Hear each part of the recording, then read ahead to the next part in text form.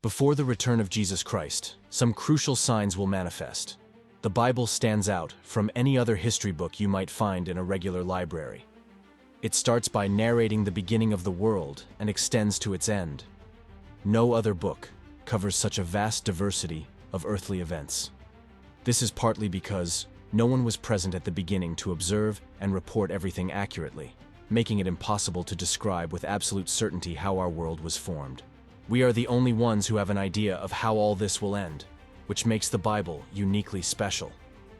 God revealed the future to us not just for the sake of revelation, but to prepare us, preventing us from being caught off guard by what is to come. This characteristic places the Bible in a category of its own, distinguishing it from all other historical or literary records. It not only encompasses vast eras of human and divine existence, but also sheds light on the destiny of humanity and the planet. The goal is to motivate readers to reflect and prepare for the future, inspiring them to consider their role in the world and to adopt a way of life that transcends our time and history. It is indeed a great privilege that Jesus has shared with us such direct insights into the future. Many wonder if we are currently living in the last days. According to the Bible, yes, we have been in these last days for 2,000 years, since Pentecost, when the first prophecy of these times was fulfilled. It is essential that each generation of Christians lives in a way that is always ready for the Lord's return. The Bible is brimming with predictions, about 1 in every 4 chapters. From beginning to end, it is fundamentally a book of prophecies, although some sections are more focused on predictions than others. The vast majority of these prophecies have already been fulfilled exactly as described in the Scriptures, indicating that about 80% of all biblical prophecies have already become a reality. Some of these prophecies were announced centuries before the events occurred, which only reinforces the belief that the remaining 20% will also come to pass. This accuracy is remarkable. The Bible has been 100% accurate in all the predictions that have been verifiable to date. The remaining predictions are primarily related to the return of Jesus and the events that will follow.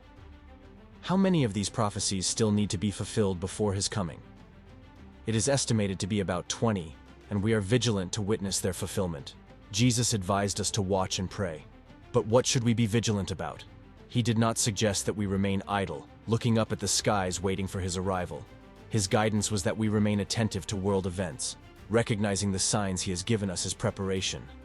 So let us consider Matthew chapter 24, where the disciples ask about the signs of his return. How would we act if we did not know when this would occur? Jesus gave a direct and unequivocal response. We should be thankful to God for him being so straightforward. Although in the book of Revelation he provides more detailed and extensive explanations, for those interested in delving deeper into the biblical prophecies about the future of the church in Revelation, I suggest clicking on the pinned comment and purchasing the ebook, Revelation, History, Context, and Relevance for Today. Jesus gives us a summary of the indicators that will precede his return.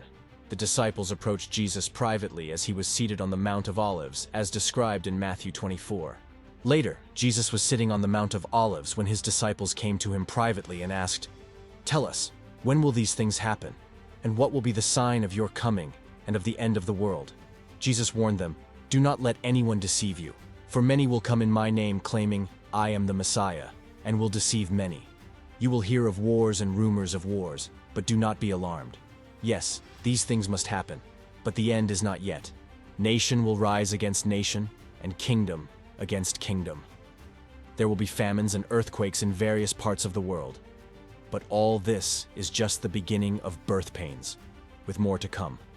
Then you will be arrested, persecuted, and killed. You will be hated all over the world because you are my followers.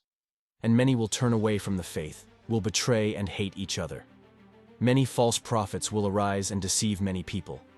Sin will be rampant everywhere, and the love of many will grow cold. But the one who stands firm to the end will be saved, and the good news of the kingdom will be preached in the whole world, so that all nations will hear it. Then the end will come. The day will come when you will see what the prophet Daniel spoke about, the abomination of desolation standing in the holy place. Reader, pay attention. Then, those in Judea must flee to the mountains. A person on the rooftop should not go down to take anything out of the house. A person in the field should not go back even to get their coat.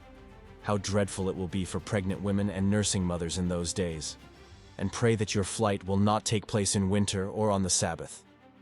For then there will be great distress, unequaled from the beginning of the world until now, and never to be equaled again. In fact, if those days had not been cut short, no one would survive. But for the sake of the elect, those days will be shortened. So, if anyone tells you, "Look, here is the Messiah," or "There he is," do not believe it. For false messiahs and false prophets will appear and perform great signs and wonders to deceive, if possible, even the elect. See, I have told you ahead of time. Therefore, if anyone tells you, "Look, the Messiah is in the desert," do not go out. Or, "Look, he is in the inner rooms," do not believe it. For as lightning that comes from the east is visible even in the west, so will be the coming of the Son of Man. Just as the gathering of vultures shows there is a carcass nearby, these signs indicate that the end is near. Immediately after the distress of those days, the sun will be darkened, and the moon will not give its light. The stars will fall from the sky, and the heavenly bodies will be shaken. Then, at last, the sign of the Son of Man will appear in the heavens, and there will be deep mourning among all the peoples of the earth. They will see the Son of Man coming on the clouds of heaven with power and great glory.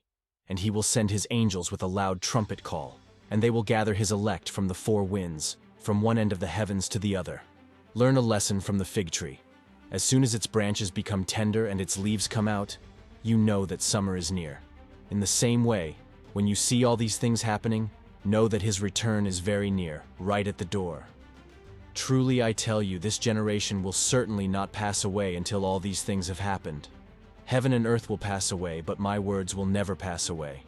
However, no one knows the day or hour when these things will happen, not even the angels in heaven, nor the Son, but only the Father. In this passage, clear signs preceding the return of Christ were highlighted. What are these signs? They include global disasters such as wars, famines, and earthquakes. These events have been intensifying over time, making it undeniable that we are witnessing this first sign. Wars, rumors of conflicts, earthquakes, and food shortages have already become part of our reality. Jesus warned us against deception, reinforcing this warning multiple times. As the end approaches, the danger of being deceived increases, whether within the church or outside it. He warned about false Christs and messiahs, individuals who use natural disasters to declare themselves saviors. There are notable reports of people who have taken on such roles, leading others to tragic ends. However, the number of false saviors presenting themselves as the awaited solution to our adversities is vast. As difficulties multiply, more people will arise claiming to be the saviors. However, following Jesus' guidance, we should not despair or worry when facing new challenges, disasters, or food crises. He offers us an enlightening perspective. Although painful, these events are not an end, but rather the precursor pains of a new birth. Therefore, when we encounter news about catastrophes, we should see them as signs that something new is about to emerge. This perception should change how we view such occurrences. Knowing where the world is heading should not plunge us into despair or dismay, nor should it make us succumb to the anxiety that afflicts so many around us. On the contrary, for the believer, this represents the hope of being with Jesus. Metaphorically, tragedies are like the labor pains preceding the birth of a new world. Thus, we adopt a different stance. We empathize with those affected by tragedies and, where possible, try to offer our support. But deep down, we remain calm because we know in whom we have placed our faith. We nurture the hope of witnessing the emergence of a new world, which prevents us from being shaken or discouraged by worldly adversities.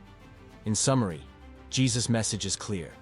Avoid panic, stay serene, and even find reasons to celebrate. For these events herald the closeness of something magnificent, the great and terrible day of the Lord, wonderful for the saved and terrifying for the wicked. Reflecting on the signs preceding the return of Jesus, a particularly striking aspect does not relate to global events, but is found within the church itself. If worldwide catastrophes are the first sign, then changes within the church itself represent the second. Just as the first sign is divided into three parts: wars, earthquakes, and famines, the second also consists of a triad of events, all occurring within the church. And what would be the first of these manifestations? Persecution. We will be the object of aversion in all nations. Just as the leaves of the fig tree herald the coming of summer, the absence of natural light, overtaken by artificial light, signals a period full of questions. What's happening? What's to come? People will ask. The time has come, Christians will declare. The sun, the stars, and the moon will lose their brightness, foreshadowing the moment when God will extinguish the heavenly lights to make way for the splendor of the lightning that will precede his return. And then, he will come among the clouds to meet us, and everyone will see him. This transcendent meeting will not take place on any earthly location, as no stadium would be large enough to accommodate such an encounter. It will happen in the air, in the blink of an eye, and that will be fully satisfying to us. Isn't it a captivating vision? When you witness all these signs, understand that he is at the doors, ready to enter. He instructs us. Next, Jesus offers us a valuable lesson through the fig tree, a point on which many Christians are confused. He tells us, "Watch the fig tree. When its branches become tender and leaves start to appear, you know that summer is near." Through this analogy, Jesus helps us understand that, by recognizing these events, we can be sure that his return is imminent. Subscribe to the channel and activate the notifications so you don't miss the upcoming videos that will bring hope and inspiration from the scriptures into our lives. God bless you.